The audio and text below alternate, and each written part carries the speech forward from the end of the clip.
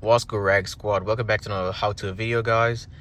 In this short video, I'm gonna be showing you guys how to change what's shown in the center of the professional cockpit right here.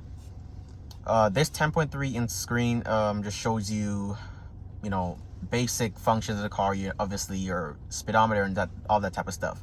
I'm gonna be showing you guys how to remove that map and add something else there if you want. In my particular car, I can't have the cruise control and pretty much the automated driving stuff there, because I'm not equipped with the driving assist professional package.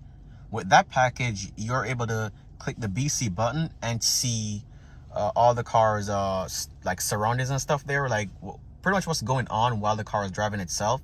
We can't do that, but I can show you guys what we could do, which you just go over to settings right here, and you could obviously, like I said, use your iDrive controller right here and go to displays and then click it, highlight the instrument panel and then click it. Now you're able to pretty much change whatever is shown. So if you click on the central display area, so you could turn it off, and then it instantly turns off the map from the center of the display. You go back and you could show the route preview. So like, let's say you're using the iDrive 7 navigation system, it will now give you this type of graphic there to let you know. It will pretty much show as like a guidance menu that's depicted right here in the graphic organizer. Pretty much like a graphic display, my bad. You could also have your converted speed. So for example, those of you that are Canadians or maybe in Europe, you guys could click that, and then you have kilometers and miles per hour both displayed at the same time. And if you go back up, click your maps back on, and it shows up right back in your center display right there. Also, this is where you configure all your you could have the reduced mode as well for the professional cockpit. So if you click on reduced mode, you see it instantly removes the tachometer and all this type of stuff. Pretty much like it removes everything from around it and just give you this clean graphic, this clean display, and only have your gear and your speed in the center.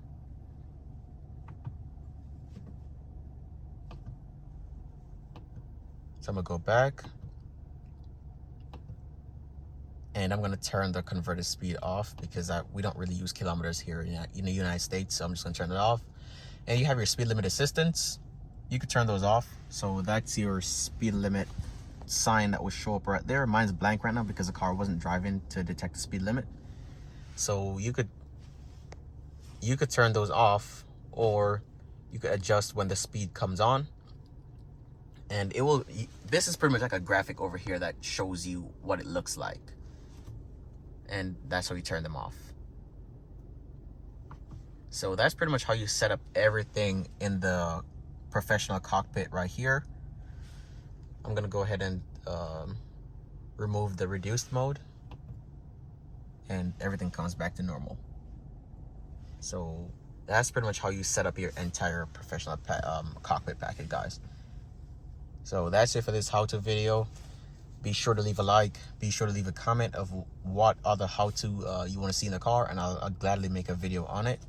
So that's it for the video, guys. Peace. And shout out to Drew in the comment section. He requested to see this. I'm not sure why, but here we go. That's what it looks like with the turn signals running. For 2022 on the M3 and the M4s and pretty much everything that came after the M3 debut, this is how BMW has been doing their turn signals now. So usually it would have been at the top, like this section would have been the turn signal. So now they changed it to just that side piece of the DRL that's lit now. And that's what it looks like. When you lock it, you unlock it, the lights will pulse and flash at you to give you like a welcome signal. And like I said, shout out to Drew. This is pretty much what the lights look like. And around back, it's same thing. This is what they look like on the back. Really cool. They actually get really dark when the lights aren't on, they're smoked. Then you unlock it and then everything illuminates. So there you go, Drew. That's what it looks like. And I really appreciate you. Thanks for watching. Peace, guys.